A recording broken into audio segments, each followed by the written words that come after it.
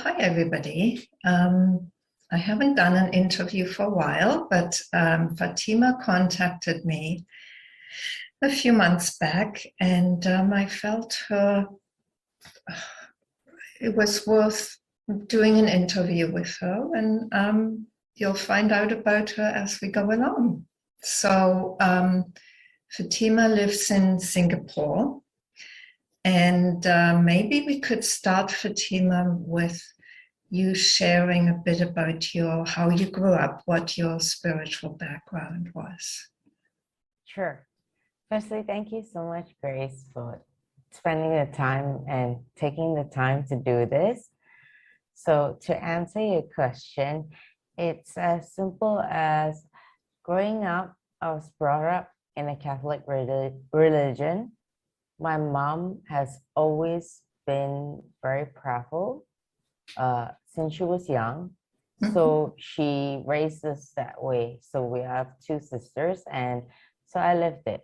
And yeah, so as long as I was living under their household, I followed wherever they want to go, like church, whenever they want to pray.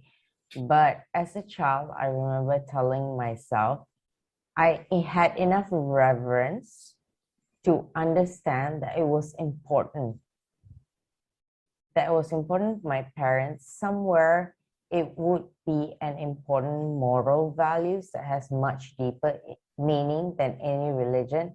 But I wasn't fully in it as an individual. I was young enough, but still understanding enough. So that's where I was then. Yeah. And so what happened then? I mean, how did life unfold, and how did your spiritual journey unfold? Sure, thanks for asking. So what happened was truly this. I eventually was seeking for freedom, but freedom in the wrong reasons. As a teenager, you're meant to make mistakes, but make as much mistakes as long as you learn more. So what I said was, at that point, I was making mistakes by thinking freedom is taking liberation from my family home because I felt confined. So I left the house. For an Asian home at 18, you don't do that. Yeah. But so I did it, and I lived in a hostel. I still respected my parents. I never did anything wrong outside, so to speak. I was just looking for freedom, like go out with friends whenever you want, never do anything wrong. But I always had that notion growing up. You never spoil the moral values, and that's good for every parent to instill because as you grow up, you contain it still. So I went on, but I lost my way in practicing religion because I didn't understand it. So I understood why I was doing it back then. So I didn't practice it anymore. So as life went on, I realized I was always getting what I wanted to get in terms of a job and in terms of progressing education, although that's not exactly what I wanted to do, but to realize that my parents wanted me to reach somewhere. So I did that, and I took benefits of worked hard enough, you get ways to scholarships and stuff, and you make the most of it. But I was never happy.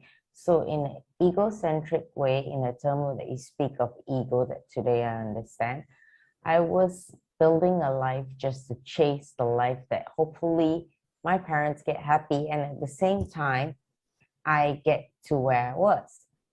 And it's interesting that often on the spiritual journey, when people reach a place of opening and,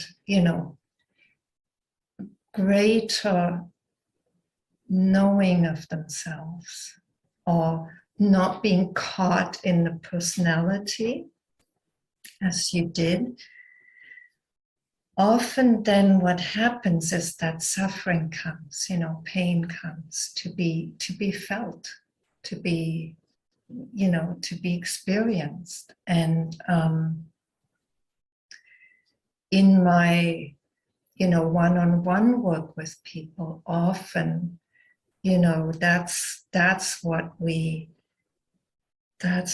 dealing with, because it's like sometimes it can be so overwhelming that people do feel they need help. They need like some kind of frame safe space, like a therapeutic space where they can bring all this and have help with it. How did you, and I'm wondering, you seem to have a confidence and a trust that whatever pain came, you just had to experience it. And you didn't need help with it. How was that possible? So one of the things was this. Ever since I was 5 years old, I could remember every simple thing in my life. Every hurt, everything. But I always remember telling my mom this. If I became a doctor, I would want to go to Africa and give my service there for free. And I went on growing up asking her this question. There's more greater meaning to life. And she was always taken back. And I kept wondering about that and that. And this is the same question I asked at night. And it's not true that I didn't get help, because at that point, I was one of those people that had chosen, I will trust the process. So it all happened. The dark night of the soul was the first day there was a COVID lockdown in Singapore. Well, I was shut. Yeah, exactly. I was shut. I couldn't go anywhere, and I was alone. And my mom was also worried. I shared every night with her. I told her about every pain. And I also had a very close friend who is currently my personal assistant for consciousness, and that's Julie Tan. Mm-hmm. And she followed and heard every process, making sure I was okay. And I was very open to her. Mm-hmm. And she knew I needed someone, but everyone respected. My mom and her were the only people. I didn't care about anybody else at that point. And I said, I'm grateful, but I'll talk to you all every day and know that I'm okay. And they respected when I said I'm okay, but I spent enough time even after that talking normal stuff with them. And so I did get help and a lot of support just from the people that I trusted. Mm-hmm. At that point, these were people that I can trust. And the situation with COVID made me trust there's a lot more that you can do in that lockdown rather than thinking of it as a lockdown. Mm-hmm. So I trusted that part and I embraced being alone, not in darkness, but in hope of what I already saw and felt before. Living that air, but bringing your feet to the ground. And when the job is done, which took in total after that point an additional 2 years to reach a level of consciousness and kindness and love and practice in today's world as an individual as you are, answering questions that people as grateful as you would interview, and lets me tell as well that everyone gets a chance to use all the help that they can get. Everyone's journey is different. Mm-hmm. It's gonna be different. And respect the people who come in front of you and do the best you can with the advice they give you. Ask for help. That's always the key, I say. Mm-hmm. So I'm wondering, you mentioned that Jesus appeared to you. Yeah. is that a presence you felt that was there to help and support you, or was that something kind of more meaningless to you? Okay, so at that point, I always said this. It's an image because of what I held deep down in my heart out of reverence. But it taught me something later as well. So I knew that point that I felt that I was walking in clouds. There's one thing I told my mom and I told Julie as well, that I have never felt this kind of love, even from your own family. It's God-like, it's higher power-like. Mhm. And I said, this is something else. So as it's open more to meditation, I was slowly brought on through understanding what in all my meditations, as I was opening up and healing, that was Buddhism, that was everything. But my reverence was when I went to sleep one day, and it was in the afternoon during this process, that I saw an image of a man that looked a lot like Jesus, but he wasn't the image of what Jesus looks like in the real world, just that how he dresses. And this man truly was someone who had a limp in his leg, and he was he looked disheveled. He had nice long hair, but he had a beard and standard. And I was running away from an urgent situation of someone trying to harm me. And this man saved me. And I said, thank you so much and so much love. I said, I truly want to do something for you. What can I do? And in that dream, it felt so real. He said, nothing. I asked that you just help me to just clean myself up a bit before I continue on my journey. I said, sure, why not? And we paused somewhere where I myself said, look, let me help you first. Let me clean your wound. And he said, no, you can't if you don't want to. Then I said, no, let me. And he didn't stop. Let me clean his wound. He walked with me to my house, and I was trying to let him in. And at that point, my mom turned around and said, in that dream, look, you have to be wary of people who you bring to the house. And I said, I know in all my power this is not wrong. And if that's your way, then I'll walk with him wherever he wants to go. And he said, no, don't follow me. My journey continues. But live with that reverence of what you did in the real world. And he continues on. And I realized it's much more than all of it. So I continued on to practice the normal religion, understanding that it's not reverence to what we believe. It's moral values of basics. If you were to read every religion from word to word, there's a lot of argument that can go. So I live by truth, of love, of truth, of faith, of hope. So I still practice what I do, but understanding the message and respecting every other religion. Yeah.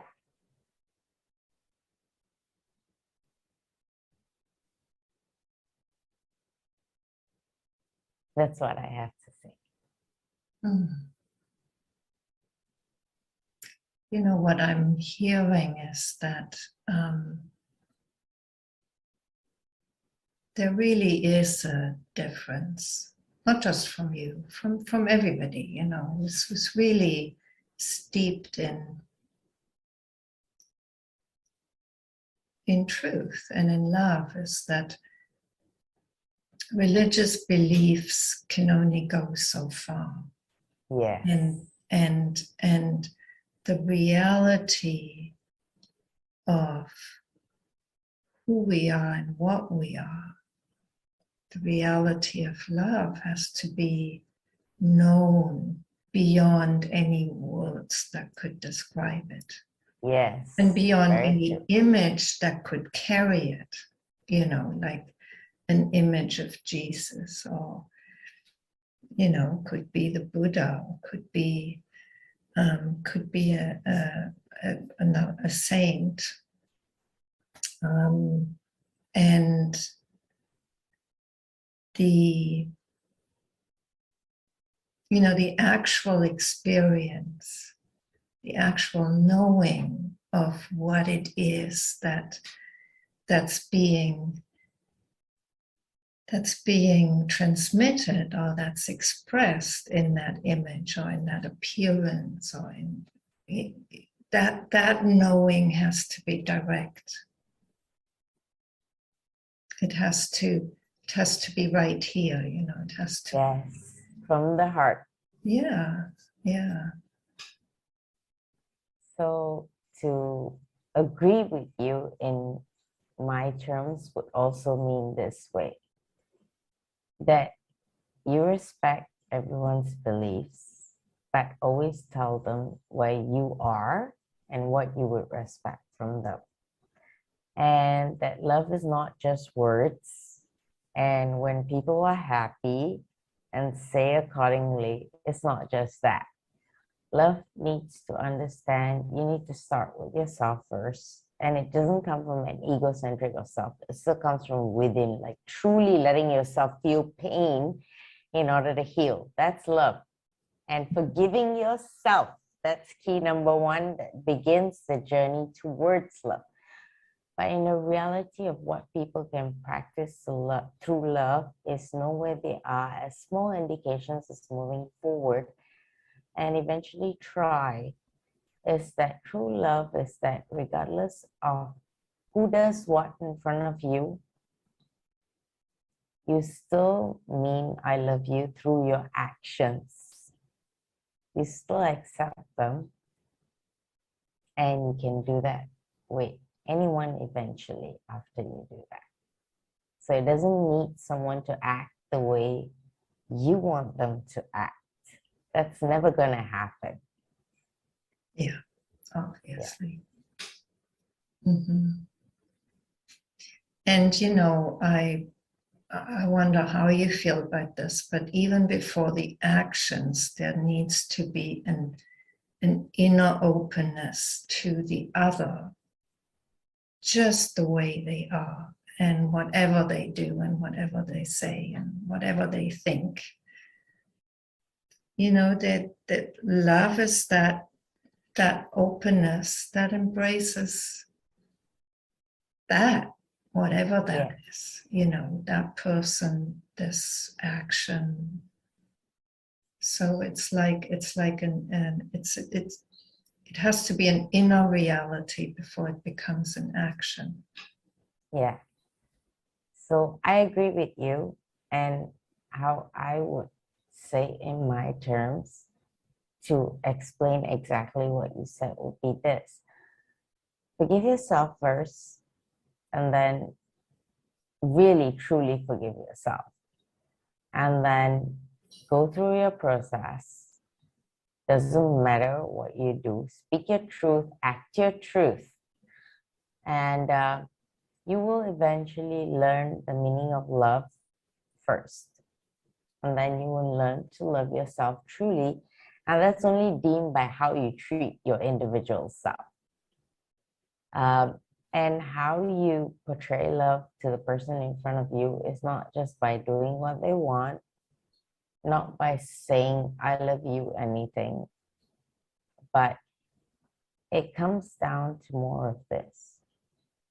If you forgive yourself, then the most important thing is everyone who hurt you during that time after you forgive yourself, the forgiveness to all those people who have left your life just comes naturally.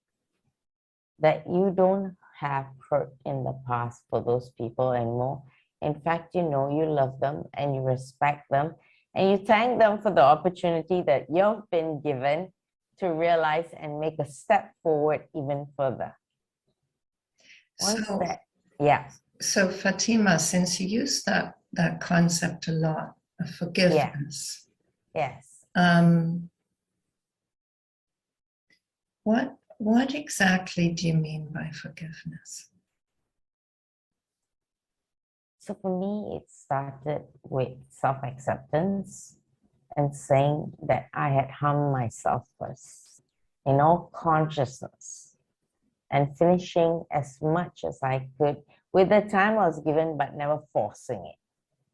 I was just open to opening up and stopping myself from everything that harmed me by letting all those emotions out. Once I solved that. So can I ask more about that? Sure. So what you're saying is that for you, forgiveness started with really opening up to whatever it is that came up for you, whatever pain, whatever painful memories. Yes. Came in that first time after the awakening. Yes. So very practically, how did you do that? You just allowed these memories to come? Were they like specific memories, or were they just like pain that wanted to come?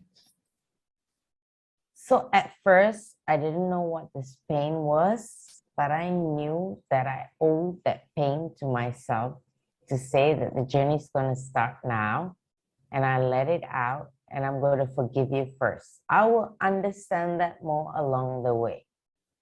So pain came without specific memories. It was just pain.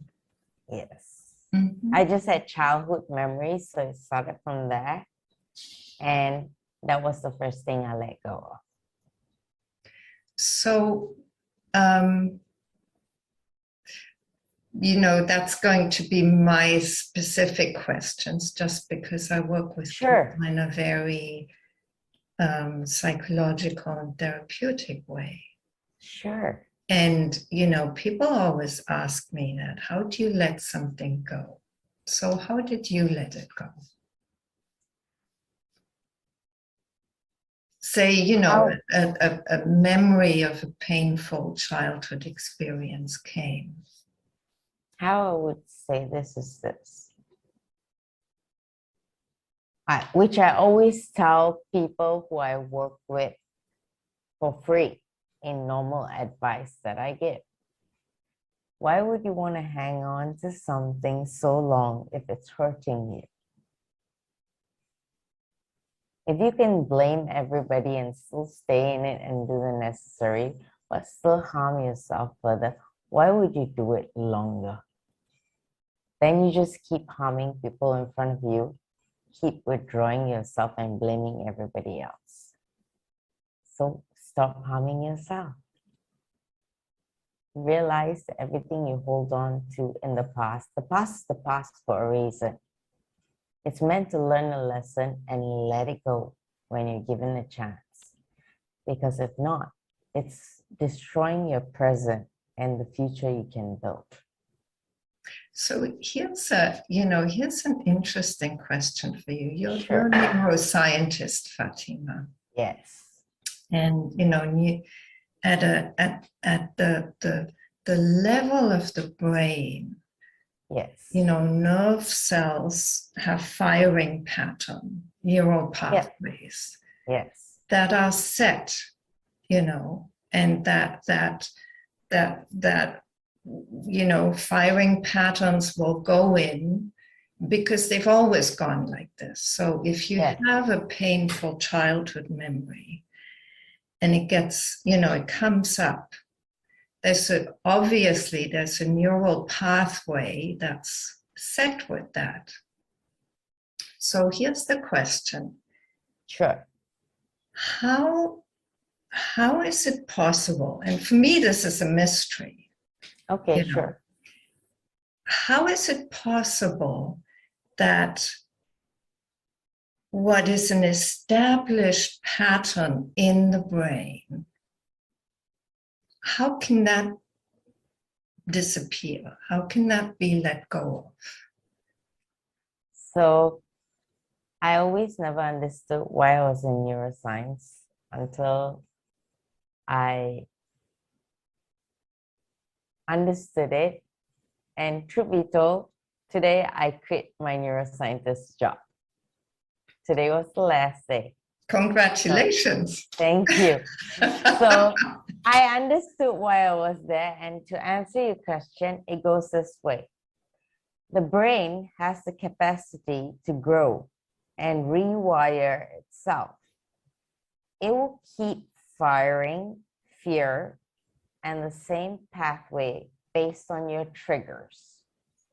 Now, what keeps this going is the fact that your subconscious, which is still part of your brain, the middle region of your brain towards the back, is still firing to trigger your conscious, because your conscious holds the firing patterns that hope for change. But the one that's ruling is the subconscious. So every trigger that happens fires a neural pattern. And that is from the midbrain all the way to the front brain.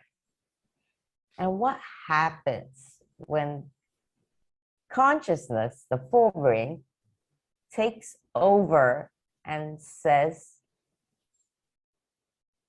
I've got this. I'm going to rewire the other way. So what happens is eventually it takes time. To keep it simple, it takes time, but it's possible. And that's what doctors work with. That's what laboratory research workers work with. Working on regeneration of neural cells. They can't put it in the brain yet. So they try and do all this meditation to try and get the forebrain to send information towards the back region of the brain. Let's change the wiring of information this way. So if the output went into the forebrain initially and the input was from consciousness, the rewiring creates the input from the forebrain and sends it to the subconscious midbrain. And then there's no question asked. You just fire away, and eventually, if so many of those nerves, so much as one additional one overpower the back, it keeps regenerating, and the subconscious midbrain takes over all neural patterns. And that's how, even from there, you slowly start to heal, because your backbone leads to every healing part of your body. So is there, you're giving me a scientific kind of take on that right now, right? Yeah. So I'm wondering, in my and I understand, I understand the neuroscience of changing neural pathways. Yes. But you can only do that over time, right? Yes. How can you start in the real world? Sorry? How can you start in normal everyday practice of doing that in application in your work or whatever people do? Is that your question? No, it's a bit more philosophical than that. Okay, sure.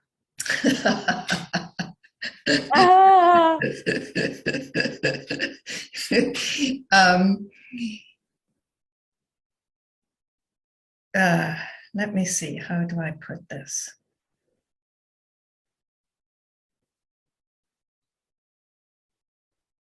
In my experience, there's not just the rewiring that happens. That takes time because new pathways have to be established, right? Over old pathways. So, but then, that there's moments in a healing journey when you come to experience something so fully and so deeply that true liberation happens. And whatever this experience is, this pain is, it's simply done. It's like it's gone. Or you could say in your terms, it's fully forgiven. because it's been so fully experienced or received or expressed that nothing else is needed. It's like it's run its course. And neuroscientifically, I don't know that's even explainable, but it is a fact that can happen. And some of what you're sharing about forgiving yourself sounds like this. And my own experience is that definitely can happen. It's happened in my life. It's happened in the life of clients, So I just think it's fascinating, my sense is that science can only go so far, and then there's a place where we simply have to say, okay, we know this happens, but we can't explain it. And, for me, that's just in the realm of a mystery that stays a mystery. So your question would be? Well, what do you think about that? So after I explain, I always tell this to everybody. Some things are supposed to remain a mystery because you're supposed to do it and feel it for yourself. Because there's an extent to every science of what doctors say. You're never going to breach that part no matter how hard you try. If you could, then everybody would be doing this. And they'll use it in various different ways. So there's a reason that there's a certain part that has to remain a mystery. So that's my explanation for there's no hope in science finding out further. And I know that. And that's why even I knew I was done in a lot of ways. So mysteries sometimes are meant to remain mysteries because the person who finds them out just leaves it as such and keeps it and hopes that whatever they share with people, everyone has the opportunity to do it. So to put it in a simple term is that rewiring can happen, if you ask me, very fast. Because if you take control of your brain in the sense that you keep going to your happy place and keep telling yourself, I'm gonna do this, I have faith, have confidence, and actually act that you have faith and confidence, there's no choice. Rewiring slowly starts to take place, but the actions need to continue. It's okay to fail, but realize you can't keep making that same mistake on the same thing and saying, it's okay to fail, it's okay to fail. Then rewiring won't complete. So it happens in any way according to the progress of the individual. And that's why in scientific terms, you can't force an individual to build that firing patterns. Until then, you're just firing readings for that moment of time. Yeah, so.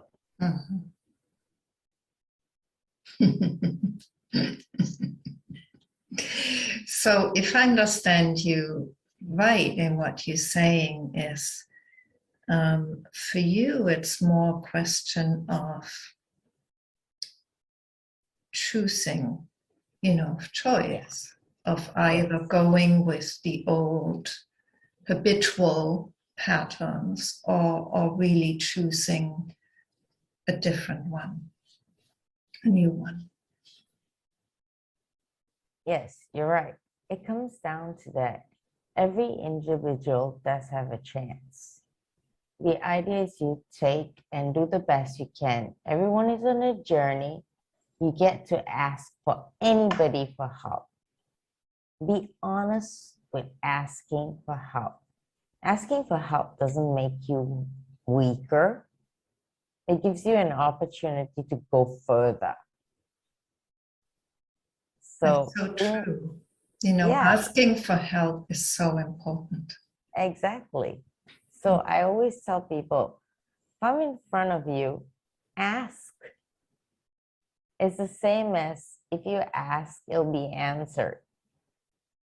We'll help as much as we can. But we need you to know that you're acting upon what we're trying to tell you. Everyone can take their time and their journey. They just need to be clear about what they want, and we'll assist as much as they can.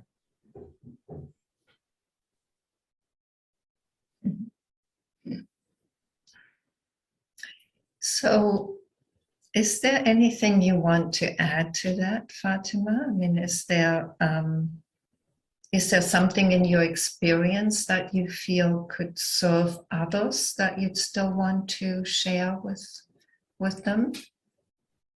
Sure. So after I thought I finished my dark night, I said, I thought it was over. But I had a few couple of short periods of that in the present moment of life of what I had still not cleared in the past. And many times I wanted to give up, but I didn't. I said, I remember what was much worse. And I've done so much, I'm finishing this. So my advice would be that no matter how hard it gets, never give up. Trust that you can do it. You're the only person who can trust yourself first. You've been given an opportunity, make the most of it. Many look for it. Very few get to start. If you're there, ask for all the help that you need. And just accept and enjoy the process. Every pain is actually an enjoyment towards a greater liberation. That's all I have to say. Mm-hmm.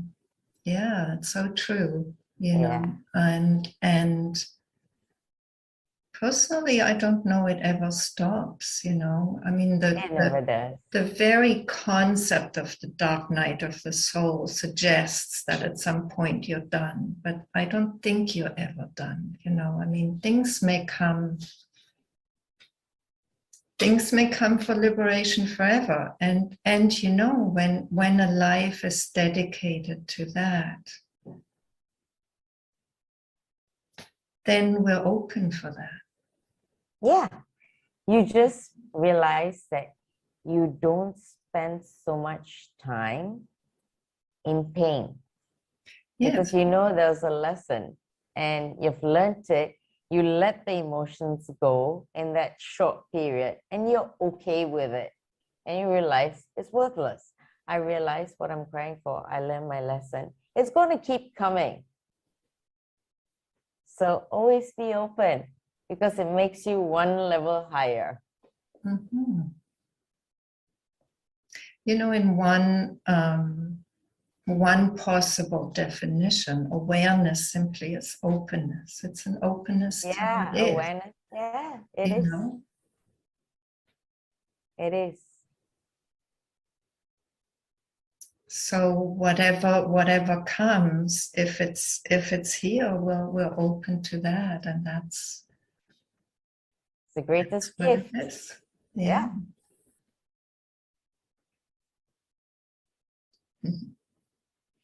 So where are you going from here? I mean, now that you've left your past as a neuroscientist, Yeah. where's life what's your choice? Where's life taking you? So at the present moment, I'm living in the present and I'm still happy in Singapore. I still help a lot of people through my website and social media. And whoever comes in my life, I help them. I always start free first. Mhm. Every experience is free. And so I have gone on to be a medical writer, and I'll be starting my job in a couple of days, and I completely work from home. So I have time to do both always. And that's what I've always wanted, and I'm happy where I am. I still help the real world in a medical perspective of setting good health information out, and still help as much as people that come my way through consciousness. One day at a time. That's how I live. Absolutely, yes. Yeah. And just because we live in the moment doesn't mean there are choices that are made that are just better choices as for now. Like, you choose to become a medical writer because that serves you, it gives you more freedom in terms of serving also in this other more spiritual way. Yeah.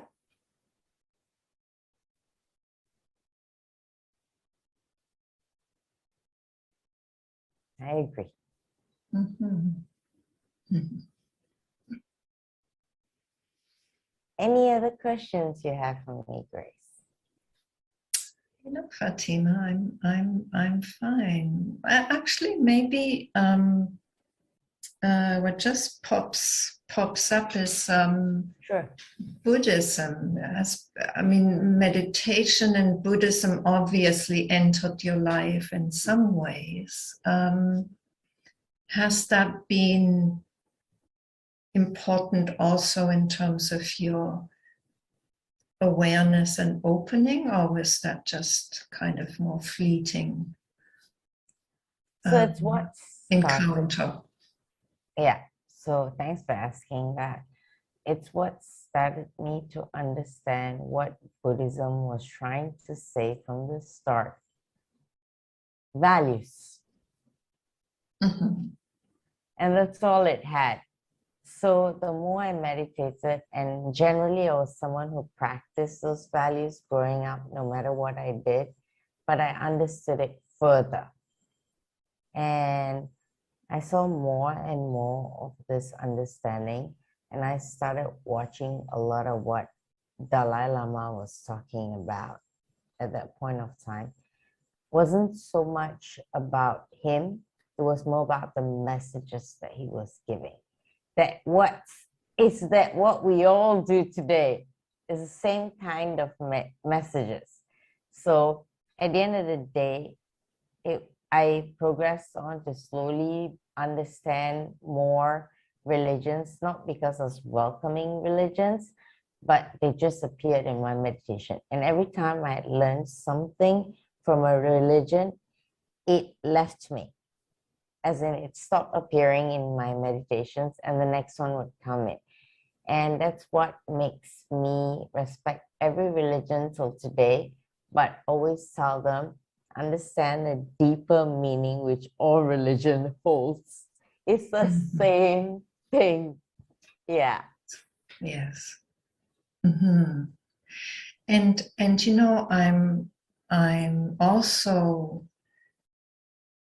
wondering, the values that you're talking about, that you knew, that you lived by from childhood on. It's like, often people on a spiritual path, they know those core values, and they hold them dear and they appreciate them because they just know the truth of them.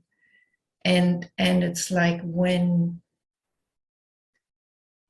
awakening happens, what seems to me to happen is that these values just are grounded in an inner reality that's indisputable. That's just known for what it is. And so the values are an expression of that. They like, compassion, kindness, which are typical Buddhist values, or the value of love in Christianity. They're just like they're colorings, or they're like facets of that deeply known truth of who we are. Yeah. How do you see that? So I'd say this. At the end of the day, that's the whole experience of spirituality. Gaining the understanding of love, kindness, forgiveness, happiness, joy, spread of it all to humanity, regardless. And that by itself is not what you hope to see along the journey.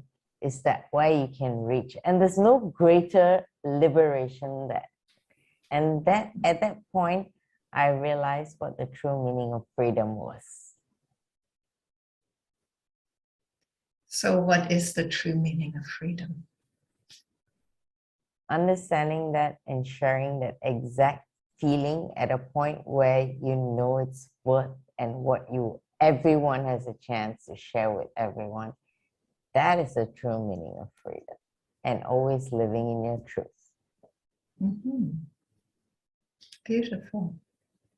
Thank you. That's a good place to end. Do you think? Thank you. Yeah. All right. Well, thank you, Fatima. Thank you so much, Grace. Yeah. It's been interesting. Actually, I do have one last question. Sure. Because when Julie, your assistant, wrote to me, yeah, she was also talking about bringing an Asian woman's perspective into spirituality. So yes. I'm wondering what is that for you? What do you feel you can bring to this that's specific to who you are and how you've grown up and your cultural background? Sure. So most Asian families, they worry so much about the kids and stuff, and kids grow up according to how their parents want, and then they literally grow up that way. Many are like this, who are in that journey, having a spiritual awakening, but they're so scared to speak it up or even approach anybody. The most they would do is just tarot as a business without understanding the main part of spirituality. So everyone's afraid to speak out. That it's sad to say, let alone Malaysia and in Singapore, there's no one I know who has spoken yet, no matter how far I try to reach. So I try to help everybody across every other country who are seeking for help. And I'm more successful finding normal people to speak their truth overseas. So, and this is what I realized. In every other country, we had Asians who had lived in foreign countries for years. They eventually learned how to open up and live in liberation of speaking truth at all times. So they just be whoever they want. And that's what we lack in an Asian country. So what I hope is that Asians realize that I'm very much Asian. Like, I'm grown up and I've been Asian all my life, and that's not going to change. And everyone is. It doesn't matter about your race or whatever. You just got to realize you're human. And just like every individual gets a chance, speak out, because there are people like us who really exist right beside you. And you're just not looking yet. That's beautiful. It's Thank like you. you're really encouraging others to follow their inner truth and their inner calling, whatever that is. And Yeah. and yes, in Western countries, that's kind of, it's more standard because these countries are so much more individualist, you know, and Asian countries are more, and Asian traditions are much more kind of family and tradition oriented. Yes. And it's easier for Western people to open up and look for freedom than it is for Asian people, for sure. Yes. So here you are. You're encouraging everybody else. Yes, I am encouraging everybody. Yes. Yes. Good. May they find you, and may they be helped by you and supported by you. Sure. Thank you so much, Grace. Mm-hmm. Yeah, awakening is not limited to any particular culture or religion or No, it's not. ethnic background or racialized background. Yes. It's universal, isn't it? Yes. It's as long as you have blood flowing through your veins and you're walking through this earth, everyone can do it. Yes. Yes. The idea is break free from traditions. Be you. Mm-hmm. Well, thank you very much, Fatima. And Thank you, Grace. maybe you could just add how people can find you. Sure. So you can always find me on Instagram, social media. It's consciousness1808. Additionally, if you personally want to send me an email, it's at fmna@gmail.com. Perfect. That's very simple.